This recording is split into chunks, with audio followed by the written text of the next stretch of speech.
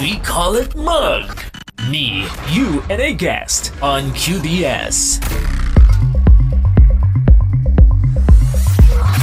Today we have a special discussion for you. I'm excited about this one. Have you ever wondered how the approach to schooling has adapted to changing realities? Many of the initiatives we'll be talking about are things I wish we had back in the day when I was in school. Our guest is Thomas Rolt. He is the head of the Royal Grammar School, Guildford, Qatar. Thomas, thank you for joining us. To start off, could you give us a background on the RGS system and what led you to wanting to become the head of the school? So it's an interesting journey. The reason I started at the school was because I was a parent first. I think that's the key for me. I fell in love with the school as a dad when I first came here 2 years ago. Got two children at the school, and that was the first real exposure of the RGS tradition and the RGS curriculum and the way that we deliver the curriculum here in Qatar. So that's kind of what led me to the position.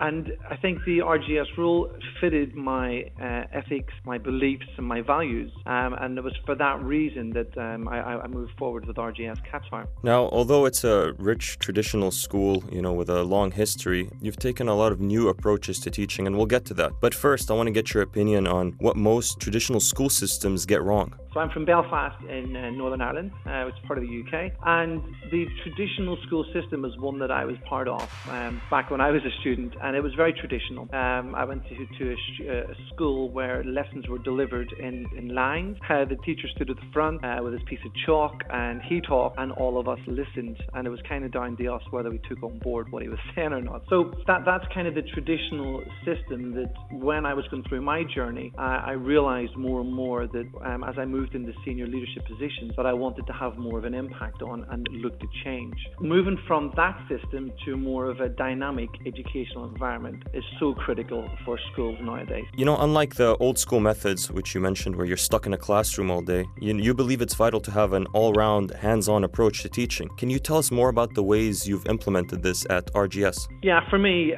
education is all about the experience. It's about loving to learn.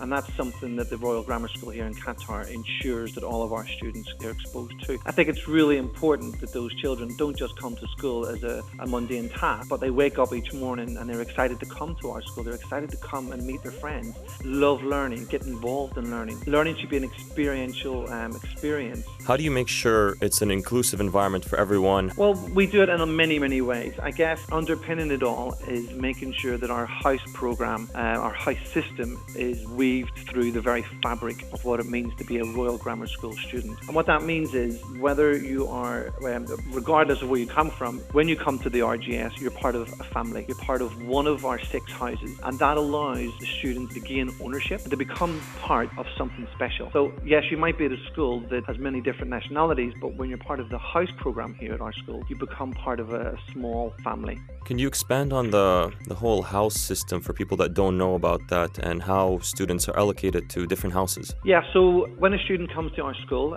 we assign them to a house, and each of the houses are representative of the history of Royal Grammar School back in the UK. Now we've got 6 houses, and those 6 houses are represented through important scholars. We've got Austin, we've got Beckenham, we've got Powell, we've got Valpy, Neddle and Hammond. And these are all the surnames of influential people that ensured the survival of RGS UK when it was first built in Guildford. And that's something that we recognise as our heritage and our history, but of course we bring it into Qatar and into the 21st century to ensure that our students feel part of it on an international basis. I guess the best way for people to relate to it is Harry Potter, right? No, unfortunately, I don't have the magic hat at the moment to decide which house students go into. It's a bit more of a logistical process, but certainly when you do come to our school, we're currently finalising the banners, the house banners. You will come into our school and you will feel and see what it means to be part of our house system. Now, we run inter-school competitions. Now, of course, with our current restrictions in place, that's quite tricky at the moment. But on our normal school day, we would be having competitions, whether it be swimming, whether it be gymnastics, rugby, golf, football or equestrianism. I mean, competitions and sports, I believe, they build character and they're very important. The COVID pandemic has brought on a lot of challenges that many schools have never had to face before. When it comes to sports, you mentioned the whole social distancing. How has RGS dealt with the challenges of the COVID-19 pandemic? Well, I think we've been exceptionally lucky because we have such an incredible faculty. I think that's where it stems from.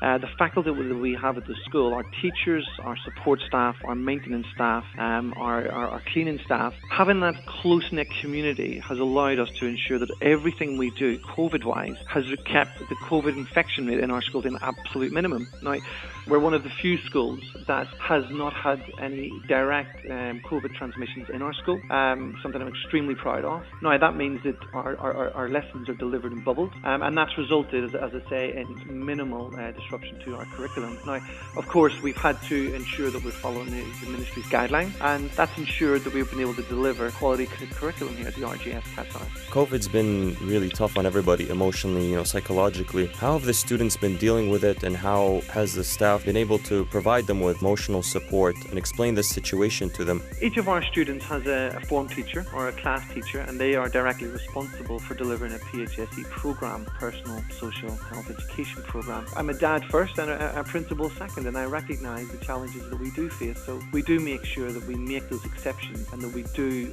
reach out to our community so that they are all supported. Unfortunately, that's all the time we have for today. It's been a pleasure talking to you, and I'm excited to come visit this school. Thank you for your time. Kyle, it's been an absolute pleasure speaking with you, and thank you so much for taking the time to listen to our story. We call it Mug. Weekly interviews with local personalities. Me, you, and a guest. Mondays and Wednesdays at 10:30 a.m. and 2:30 p.m. on QBS.